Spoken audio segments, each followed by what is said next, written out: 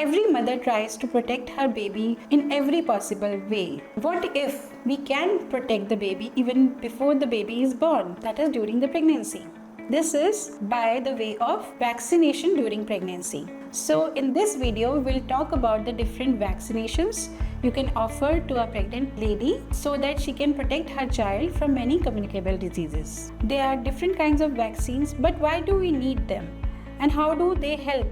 The vaccines provide immunity to the mother, and the mother basically develops some antibodies which can pass through the placenta and go to the baby and give the baby passive immunization.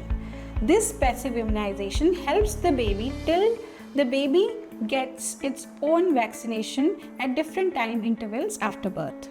There are 3 basic vaccinations which I am talking about today. They are recommended by WHO, that is World Health Organization.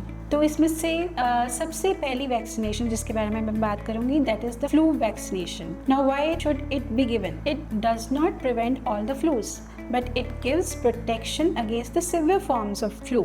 Her pregnant lady थोड़ा सा immuno compromise हो जाती है because of pregnancy, उसकी immunity कम हो जाती है, तो कोई भी इन्फेक्शन सिवियर हो सकती है. सो फ्लू सिवियर ना हो उसके लिए फ्लू शॉट दिए जाते हैं. ये फ्लू शॉट मदर को 1 साल तक प्रोटेक्ट करता है और बच्चे को फर्स्ट 6 मंथ्स ऑफ लाइफ तक प्रोटेक्ट करता है. फ्लू शॉट प्रेगनेंसी में एब्सोल्युटली सेफ है क्योंकि ये इनएक्टिवेटेड वैक्सीन है, ये एक लाइव वैक्सीन नहीं है. लाइव वैक्सीन्स प्रेगनेंसी में नहीं दी जाती. इन फ्लू शॉट्स को प्रेगनेंसी में किसी भी टाइम पर लिया जा सकता है, हालांकि हम इसको फ्लू सीजन में प्रेफर करते हैं जो कि वेरी करता है from country to country. India में जनरली जुलाई, अगस्त, सितंबर, अक्टूबर and then again winter months में भी फ्लू सीजन होता है. सेकेंड वैक्सीन जिसके बारे में मैं बात करूंगी दैट इज टेटनस टॉक्सॉइड, जो टेटनस से प्रिवेंट करती है. टेटनस जैसे कि हम बचपन से सुनते आए हैं, जब भी कोई कट या वुंड होता है जिससे हमें शक हो कि वो इन्फेक्टेड हो सकती है तो हम ये लगाते हैं. काफ़ी वेस्टर्न कंट्रीज़ में टेटनस टॉक्सॉइड वैक्सीन रिकमेंड नहीं की जाती आजकल क्योंकि वहाँ पे इसकी इंसिडेंस बहुत कम है, पर इंडिया में it is absolutely essential. Tetanus mother में जब डिलीवरी के टाइम हम कट्स देते हैं, चाहे नॉर्मल डिलीवरी हो या सिजेरियन सेक्शन हो, तो उन कट्स से कोई भी टेटनस इन्फेक्शन होने से प्रिवेंट करता है. प्लस बच्चे में एक कंडीशन होती है टेटनस नियोनेटोरम, जिससे कि उनके नर्वस सिस्टम को ख़राब होने का डर होता है, उससे प्रिवेंट करता है. According to WHO and Indian guidelines, tetanus का फर्स्ट शॉट आप प्रेगनेंसी में कभी भी ले सकते हैं. Even in few government hospitals, in the very first antenatal visit, that is very first pregnancy visit, tetanus का फर्स्ट शॉट लगा दिया जाता है. सेकेंड शॉट फर्स्ट शॉट के 4 to 8 weeks के बाद लगाया जाता है.